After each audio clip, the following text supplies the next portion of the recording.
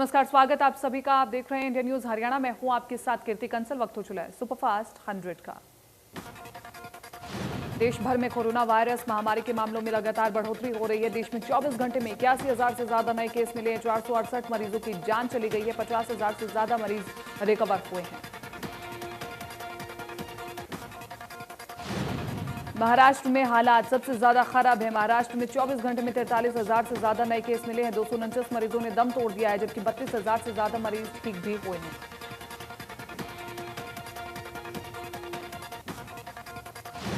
दिल्ली में भी एक बार फिर कोरोना पैर पसारता जा रहा है। राजधानी में पिछले 24 घंटे में कोरोना के 2,790 नए केस सामने आए हैं। 9 लोगों की मौत हो गई है। दिल्ली में कोरोना के बढ़ते मामलों को लेकर के सीएम अरविंद केजरीवाल ने आपात बैठक बुलाई है। सीएम आवास पर यह बैठक होगी, जिसमें स्वास्थ्य मंत्री सत्येंद्र जैन के साथ संबंधित विभागों के सभी अधिकारी मौजूद रहेंगे।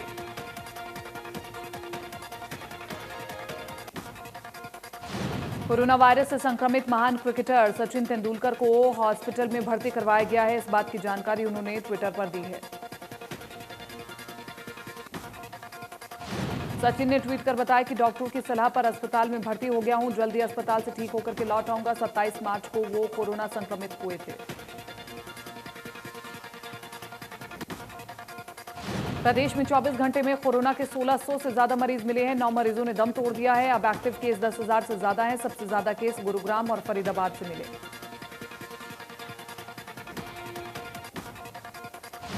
कृषि मंत्री जेपी दलाल ने भिवानी के सिविल अस्पताल में कोरोना वैक्सीन लगवाई और लोगों से वैक्सीन लगवाने की अपील भी की। इस दौरान उपायुक्त भी मौजूद रहे।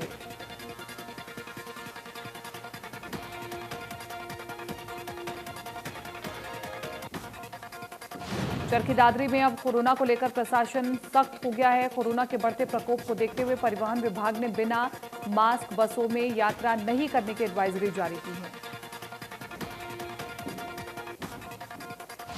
जेएम ने कहा कि बसों में बैठने वाले मास्क लगाकर ही बैठे, नहीं तो एडवाइजरी के मुताबिक चालान भी काटा जा सकता है। कोरोना के बढ़ते केस को लेकर यह कदम उठाया गया है। करनाल में फिर फूटा कोरोना का बम और 214 नए पॉजिटिव मामले सामने आए हैं। स्वास्थ्य विभाग की टीमें सभी मरीजों की ट्रैवल हिस्ट्री जानने में जुटी हुई है। जिले में अब 1,453 एक्टिव केस है। 172 मरीजों की अभी तक कोरोना से मौत हो चुकी है। 13,000 से ज्यादा मरीज ठीक होकर अपने घर चले गए हैं।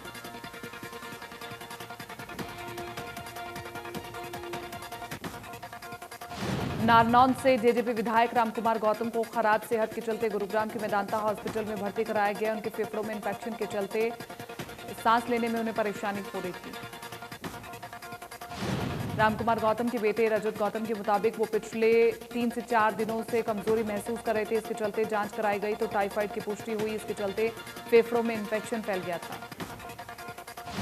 इससे पहले रामकुमार गौतम के कराए गए कोरोना टेस्ट की रिपोर्ट नेगेटिव आई है। गुरुवार को उनकी हालत और बिगड़ गई, जिसके चलते उनको मेदांता हॉस्पिटल में भर्ती करवाया गया। कृषि कानूनों के खिलाफ लगातार किसान दिल्ली की सीमाओं पर डटे हुए हैं। अब किसान गर्मी की तैयारियों में जुटे हुए हैं। सिंगू बॉर्डर पर किसान ट्रॉलियों में ही गर्मी से बचने की व्यवस्था करके पहुंच रहे हैं। एक ट्रॉली पर 1.5 से 2 लाख रुपए का खर्च हो रहा है। अभी तक सिंगू बॉर्डर पर करीब 4 ट्रॉलियां पहुंच चुकी है। पंजाब की किसान ही नहीं, हरियाणा के किसान भी ट्रॉलियां तैयार करवा करके पहुंच रहे हैं। चरखी दादरी में वाल्मीकि पार्क को तोड़कर उसकी जगह पर दुकान बनाने का मामला तूल पकड़ता जा रहा है। लोगों ने वाल्मीकि पार्क में इकट्ठा होकर सरकार और प्रशासन के खिलाफ जमकर नारेबाजी की।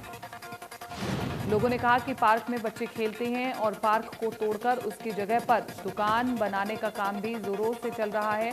जो काम नगर परिषद कर रही है वो गलत है। वो किसी भी हालत में पार्क को टूटने नहीं देंगे। फरीदाबाद के सूरजकुंड इलाके में गांव खोरी की जमीन पर बने अवैध मकानों को नगर निगम ने तोड़ा। सुप्रीम कोर्ट के आदेश के बाद नगर निगम ने यह कार्रवाई की। कुछ बिल्डरों ने नगर निगम और वन विभाग की जमीन पर अवैध रूप से प्लॉट काटकर लोगों को बेच दिए थे। कई सालों से लोग मकान बना करके रह रहे थे, लेकिन मामला सुप्रीम कोर्ट में जाने के बाद इन्हें खाली कराने के आदेश दिए गए। भिवानी में पुलिस ने सोशल मीडिया अकाउंट पर भड़काऊ भाषण देने के आरोप में एक आरोपी को गिरफ्तार कर लिया है। आरोपी कई दिनों से फेसबुक पर लाइव कर भड़काऊ भाषण दे रहा था। भिवानी में मार्कशीट का फर्जीवाड़ा सामने आया। 187 युवकों ने जज के फर्जी आदेश लेकर हरियाणा विद्यालय शिक्षा बोर्ड में अपनी मार्कशीट बदलवा ली। पानीपत कोर्ट के जज के आदेशों से युवकों ने मार्कशीट बदलवाई है। ऑनलाइन वेरिफिकेशन हुआ तो मामले का भंडाफोड़ हुआ। जिस जज के आदेश थे उनका कई दिन पहले पानीपत ट्रांसफर हो चुका था। सेना भर्ती और बाकी नौकरियों के लिए आयु कम करवाने के लिए ये पूरा खेल रचा गया। अब सभी 187 छात्रों को परिणाम रद्द कर दिया गया है। बोर्ड ने आरोपियों के खिलाफ एफआईआर दर्ज करवाई है। लोहारू के ओबरा गांव के 25 वर्षीय टीचर के अपहरण मामले में खुलासा हुआ। पुलिस ने युवती को रेवाड़ी से बरामद कर लिया और कोर्ट में उसके बयान दर्ज करवाए। डीएसपी ने बताया कि जांच में पाया गया कि युवती का अपहरण नहीं हुआ था, बल्कि वो अपनी मर्जी से जयपुर गई थी और उसके बाद वो दिल्ली से बस में सवार होकर धारूहेड़ा पहुंची थी। टीचर स्कूल में पढ़ने के बाद लापता हो गई थी। परिजनों को एक कार से युवती का दुपट्टा मिला था, जिसके बाद पिता ने थाने में अपहरण का केस दर्ज करवाया था। पंचकुला में राजीव कॉलोनी के लोगों ने सेक्टर 16 पुलिस चौकी का घेराव किया। आरोप लगाया कि पुलिस ने कॉलोनी के युवक को गांजे के केस में झूठा फंसाया। युवक के परिजनों ने आरोप लगाया कि रंजिश के तहत उसके भाई को फंसाया गया है। कुछ युवक उनके घर आए थे, जिनके जाते ही पुलिस ने युवक को दबोच लिया। चौकी प्रभारी का कहना है कि राजीव कॉलोनी पुल के पास चेकिंग के लिए नाका लगाया गया था। इसी दौरान युवक पुलिस को देख करके कॉलोनी में चला गया। जब शक होने पर उसकी तलाशी ली गई तो उससे गांजा बरामद हुआ।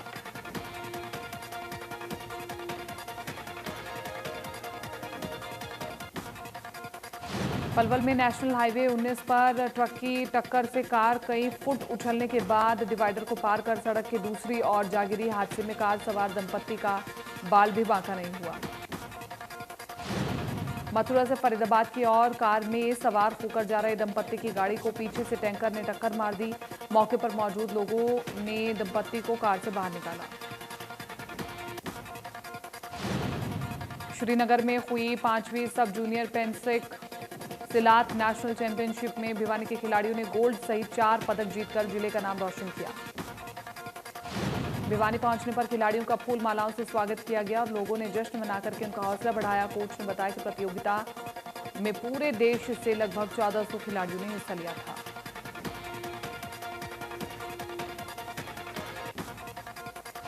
जम्मू कश्मीर के पुलवामा में सुरक्षा बलों और आतंकियों के बीच मुठभेड़ हुई, जिसमें 3 आतंकियों को मार गिराया गया है। घर में से 2 से 3 आतंकियों के होने की सूचना के बाद सुरक्षा बलों ने इलाके की घेराबंदी की।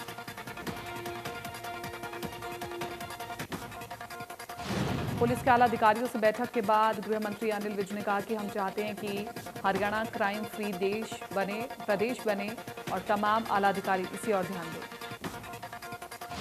विज ने कहा कि स्टाफ को लेकर के कुछ कमियां भी सामने आई हैं। छोटे स्टाफ की भर्तियां जल्द करेंगे। कुछ जगह के अधिकारियों की अचीवमेंट कम थी, उनको कहा गया है कि वो अपनी परफॉर्मेंस सुधारें। गृह मंत्री ने कहा कि इस तरह की बैठक वो लगातार करते रहेंगे और अधिकारी अगली बैठकों में अपना डेटा को पहले से ही मजबूत करके अपने परफॉर्मेंस के हिसाब से लाएं। अनिल विज ने कहा कि एसटीएफ ऑर्गेनाइज क्राइम करने वालों को भी पकड़ रही है। अब पुलिस ज्यादा एक्टिव दिखाई देगी ताकि प्रदेश में क्राइम कम हो। किसानों के विरोध को लेकर के अनिल विज ने कहा कि सुनिश्चित करेंगे कि इससे दूसरों की आज़ादी पर कोई असर न पड़े। अगर किसानों को विरोध करना है तो वो कम से कम 200 मीटर दूर से विरोध करें।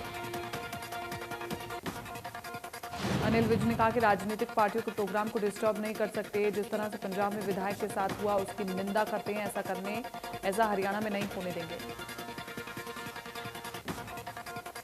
यमुनानगर में किसानों ने गेहूं की कटाई शुरू कर दी है। मंडियों में गेहूं आने में अभी 1 से 2 दिन लग सकते हैं। मंडियों में उन्हें किसानों की गेहूं खरीदी जाएगी और जिन्होंने सरकार के पोर्टल पर रजिस्ट्रेशन कराया है। जिले के सभी 13 अनाज मंडियों में गेहूं खरीद के प्रबंध किए गए हैं। मंडी में पानी, बिजली जैसी दिक्कतों को दूर किया गया है। फसल खरीद के लिए सिरसा में मंडी प्रशासन ने पूरे प्रबंध किए हैं और मंडी विपणन अधिकारी ने बताया कि जिले में इस बार कुल 59 खरीद केंद्र बनाए गए हैं। पहले दिन गेहूं की आवक नहीं हुई। मंडी में सरसों की फसल को लेकर के आए किसानों ने खरीद व्यवस्था को लेकर के संतोष जाहिर करते हुए कहा कि मंडी में किसी तरह की कोई समस्या नहीं है और सरसों एमएसपी से ज्यादा में बिक रही है। अनाज मंडी गेहूं की सरकारी खरीद शुरू हो चुकी है। हालांकि मंडी में मौसम खराब होने के चलते अनाज मंडियों में खास रौनक देखने को नहीं मिल रही। मेरी फसल मेरा ब्यूरो में पंजीकरण से वंचित किसानों के लिए सरकार ने एक और मौका दिया है। 5 और 6 अप्रैल को फिर से पोर्टल खोला जाएगा ताकि पंजीकरण से वंचित किसान अपनी फसल का पंजीकरण करवा सके। सिरसा में 70,795 किसानों ने अभी तक पोर्टल पर पंजीकरण करवाया है और जबकि करीब 30 से 40% किसान अभी भी वंचित हैं।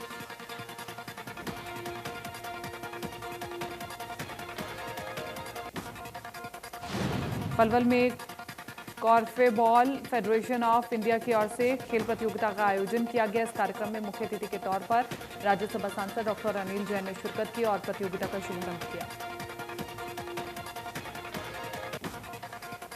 गुरुग्राम में खिलाड़ियों और लोगों के लिए वॉकिंग ट्रैक की सुविधा देने के लिए जल्द ही देवीलाल स्टेडियम में ट्रक का निर्माण कार्य शुरू किया जाएगा। इसके लिए विभाग की तरफ से पूरी योजना तैयार कर ली गई है। करीब 1200 से ज्यादा खिलाड़ी रोजाना स्टेडियम आते हैं। आम लोगों के लिए कोई ट्रैक नहीं होने के चलते लोग मैदान में ही वॉक करते हैं जिससे खिलाड़ियों को परेशानी होती है। इसलिए नया ट्रैक बनवाया जा रहा है। करनाल में कमेटी चौक के करण गेट मार्केट को ट्रायल के तौर पर नो व्हीकल जोन घोषित किया गया है, जिससे ग्राहक वाहन अंदर नहीं ले जा पाएंगे। पार्किंग में ही वाहन खड़े करने होंगे। दुकानदारों में इस दौरान रौश देखने को मिला। दुकानदारों ने प्रशासन से एरिया में 2 व्हीलर और लोडिंग वाले वाहनों को आने जाने की इजाजत देने की अपील की ताकि दुकानदारों को सुविधा हो सके। नूह की अनाज मंडी में किसानों और मजदूरों के लिए सस्ता खाने की व्यवस्था अटल किसान मजदूर कैंटीन के माध्यम से की जा रही है। अटल किसान मजदूर कैंटीन में महज 10 रुपए में अब गरीब भरपेट खाना खा सकेंगे। फरीदाबाद के गांव ककड़ीपुर में पट्टे की जमीन के पास पैसे जमा न करने के मामले में बीडीपीओ सख्त हुई। जिला उपायुक्त को पत्र लिखकर 2 पट्टेदारों की प्रॉपर्टी अटैच करने की बीडीपीओ ने सिफारिश की। करीब 4 लाख की बकाया राशि 2 साल तक जमाना करने के लिए मामले में यह कार्रवाई की गई है। पट्टेदारों को 3 बार नोटिस दिए जाने के बाद भी अभी तक राशि जमा नहीं की गई थी। इस बात की शिकायत कुछ ग्रामीणों ने सीएम विंडो पर की, लेकिन बावजूद इसके कोई कार्रवाई नहीं की गई, जिसके बाद उन्होंने मामले को पृथला की बीडीपीओ उपमा अरोड़ा के सामने रखा। बीडीपीओ उपमा अरोड़ा ने आनन फानन में 2 पट्टेदारों को नोटिस जारी करते हुए तुरंत राशि जमा करने के आदेश दिए। इसके बावजूद भी पट्टेदारों पर इसका कोई असर नहीं पड़ा। लगभग 4 लाख की राशि अब तक जमा नहीं की गई है। रोहतक में गर्मी का मौसम आते ही पीने के पानी की समस्या शुरू हो गई है। पानी की कमी को लेकर के शहर के लोगों ने रोड जाम किया और रोष जाहिर किया। कॉलोनी वासियों की माने तो जन स्वास्थ्य विभाग हर घर को हर रोज पानी देने का दावा करता है, लेकिन उनके घरों में सरकारी नल से पानी नहीं आ रहा है और अगर आता भी है तो वो टूटी हुई लाइनों के कारण काफी गंदा हो जाता है। गुरुग्राम के सेक्टर 114 में प्रशासन पेड़ काटने के मामले में बिल्डर का चालान कट करके कार्रवाई करने की तैयारी में है। बिल्डर ने महज 5 पेड़ काटने की अनुमति लेकर के अवैध तरीके से 18 एकड़ में 200 के करीब पेड़ काट डाले थे। इंडिया न्यूज हरियाणा ने मामले को प्रमुखता से दिखाया था, जिसके बाद वन विभाग ने मामले में संज्ञान लेकर के मामले की जांच की थी, जिसमें बिल्डर दोषी पाया गया। आजादी की लड़ाई में योगदान देने वाले खनीना निवासी 95 वर्षीय स्वतंत्रता सेनानी प्रभाती लाल ने अपने निवास स्थान पर अंतिम सांस ली, जिसकी सूचना के बाद इलाके में शोक का माहौल है। कैथल में भट्टा मजदूरों ने अपनी मांगों को लेकर के धरना प्रदर्शन किया। मजदूरों की मांग है कि महंगाई को देखते हुए उनका वेतन बढ़ाया जाए, जिसके चलते वो कई बार प्रशासन से गुहार लगा चुके हैं। मजदूरों की माने तो उन्होंने प्रशासन से कई बार शिकायत की, लेकिन उनकी सुनवाई नहीं हो रही है। 3 साल से उनकी ना मजदूरी बढ़ाई गई है और ना ही भट्टी पर आम जीवन जीने की सुविधाएं दी जा रही हैं। जींद पुलिस 2 थानों का लंबे समय से बिजली बिल नहीं भरने से डिफाल्टर घोषित हो गई है और डिफाल्टर घोषित होने के बाद बिजली विभाग ने दोनों थानों के बिजली कनेक्शन को काट दिया है। गुरुग्राम में नगर निगम एक बार फिर प्रॉपर्टी टैक्स से मालामाल हो गया है। नगर निगम ने प्रॉपर्टी टैक्स से करीब 225 करोड़ रुपए के वसूल लिए हैं और नगर निगम ने यह भी साफ किया कि अगर कोई भी व्यक्ति प्रॉपर्टी टैक्स नहीं भरेगा तो उस प्रॉपर्टी को सील कर दिया जाएगा। प्रॉपर्टी टैक्स को लेकर के नगर निगम की तरफ से कई बार छूट दी जा चुकी है। गुरुग्राम के सेक्टर 52 के इंटरनेशनल स्टेडियम में हो रहे अवैध कब्जे पर नगर निगम की टीम ने बड़ी कार्रवाई की है। 22 एकड़ जमीन को कब्जा मुक्त कराया है। बीते काफी समय से सेक्टर 52 के जमीन पर अवैध कब्जों की भरमार हो रखी थी। नगर निगम के ज्वाइंट कमिश्नर की माने तो अवैध झुग्गी कॉलोनी में अवैध वसूली भी की जा रही थी। कुछ टाइम पहले ही अवैध निर्माण करने वालों को नोटिस भी जारी किया गया था, लेकिन कब्जा नहीं हटाने के बाद नगर निगम ने कार्रवाई करते हुए अवैध कब्जे को जमींदोज कर दिया। फरीदाबाद में निगम कमिश्नर यशपाल यादव के आदेश के बाद अवैध कॉलोनी के करीब 250 मकानों को तहस नहस किया गया। नगर निगम अधिकारियों की तरफ से कई बार अवैध निर्माणकर्ताओं को नोटिस जारी किया गया है। फरीदाबाद में 70 लाख के गबन के मामले में पुलिस को सबूतों के साथ छेड़छाड़ की आशंका। बीडीपीओ पूजा शर्मा को अब तक सस्पेंड नहीं किया गया।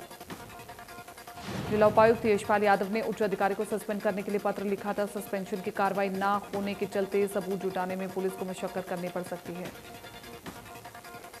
झज्जर में विजिलेंस टीम की विभाग की टीम ने एक पंचायत अधिकारी को 8,000 रुपए की रिश्वत देते रंगे हाथों गिरफ्तार किया है। आरोपी इन दिनों बैरी में कार्यरत था। पानीपत के मॉडल संस्कृति स्कूल में एक छात्रा को स्कूल के बाहर अज्ञात बदमाशों ने बदसलूकी की। उसे बदमाशों से बचाया और आरोपी भीड़ को देखते हुए वहां से फरार हो गया। स्कूल की ओर से आरोपियों के खिलाफ पुलिस में एक लिखित शिकायत दी गई है, जिसके बाद पुलिस ने आरोपियों के खिलाफ मामला दर्ज कर जांच शुरू कर दी है। बताया जा रहा है कि ऐसा कई बार हो चुका है जब छात्राओं को स्कूल के बाहर परेशान किया जाता है। प्रिंसिपल ने बताया कि उन्होंने कई बार इसकी शिकायत पुलिस से की है, लेकिन पुलिस की ओर से कोई कार्रवाई नहीं की जाती। गुआना में पुलिस ने अवैध रूप से जुआ खेलते हुए 7 लोगों को गिरफ्तार करने में सफलता हासिल की है। आरोपी के पास से 1,17,000 रुपए बरामद हुए हैं। पुलिस को सूचना मिली थी कि मकान के बाहर खाली प्लाट में कुछ लोग जुआ खेल रहे हैं। इसी सूचना के आधार पर पुलिस की 2 टीम गठित कर रेड मारने गई और मौके से पुलिस ने 7 लोगों को जुआ खेलते हुए पकड़ा। कैथल के पटवार भवन में विजिलेंस की टीम ने पटवारी और सहायक को रिश्वत लेते रंगे हाथों गिरफ्तार किया। शिकायत की आधार पर यह कार्रवाई की गई है और विजिलेंस विभाग के अधिकारी ने बताया कि उन्हें शिकायत मिली थी कि कई इंतकाल और खेवड़ चढ़ाने के नाम पर पटवारी और उसके सहायक ने 5,000 रुपए की मांग की। दोनों को रंगे हाथों पकड़ लिया गया।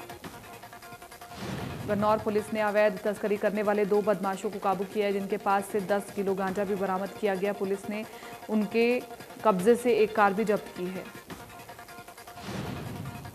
आरोपित नीरज और भगवान दास मालखा के चुलकाना के रहने वाले हैं। पुलिस को इनके खिलाफ गुप्त सूचना मिली थी, जिसके बाद आरोपियों को पकड़ने के लिए नाका लगाया गया और चेकिंग के दौरान आरोपी पकड़े गए थे।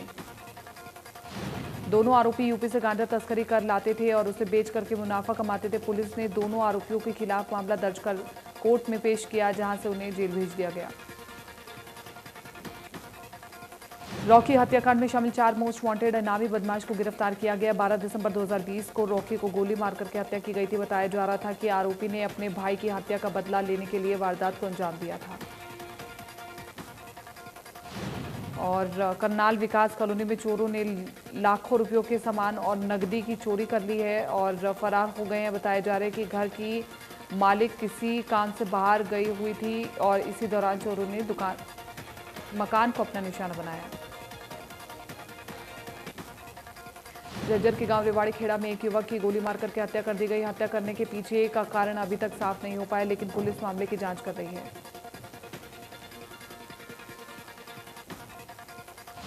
चरखी दादरी में कोर्ट से लौट रहे युवकों पर बदमाशों ने फायरिंग कर दी। बता दें कि नमे 6 लोग सवार थे और तभी बाइक सवार युवकों ने उन पर फायरिंग शुरू कर दी।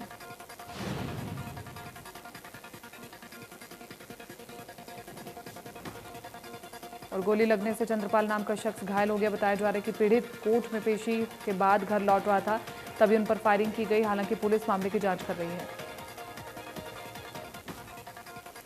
करनाल में हुए अलग अलग सड़क हादसों में 2 युवकों की मौत हो गई, जिनमें से एक 10वीं का छात्र है। दोनों शवों के पोस्टमार्टम करवाकर परिजनों को सौंपे गए।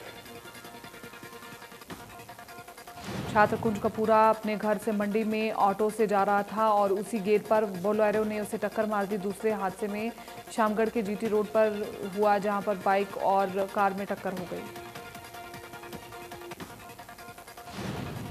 सोमवार से लापता खजूरी निवासी युवक का शव नहर के पास पानी में तैरता हुआ मिला। परिजनों को आरोप है कि युवक की हत्या की गई है। वो अपने दोस्तों के साथ घूमता हुआ देखा गया। कोरोना के बढ़ते मामलों के बीच महानायक अमिताभ बच्चन ने कोरोना की वैक्सीन लगवा ली। उन्होंने सोशल मीडिया के जरिए जानकारी फैंस के बीच साझा की है। अमिताभ ने परिवार के साथ कोविड टेस्ट करवाया था और सभी के रिपोर्ट नेगेटिव है, इसलिए वैक्सीन ले ली है। और सिर्फ अभिषेक को नहीं छोड़ करके बल्कि सभी को आग लग गई है और वो अभी भी कहीं और है, जल्दी लगवा लेंगे। मुंबई में कोरोना के बढ़ते मामलों के बीच फिल्म अभिनेत्री आलिया भट्ट भी कोरोना पॉजिटिव हो गई है। रणबीर कपूर के कोरोना पॉजिटिव पाए जाने के बाद अब आलिया भट्ट भी इस महामारी से संक्रमित हो गई हैं।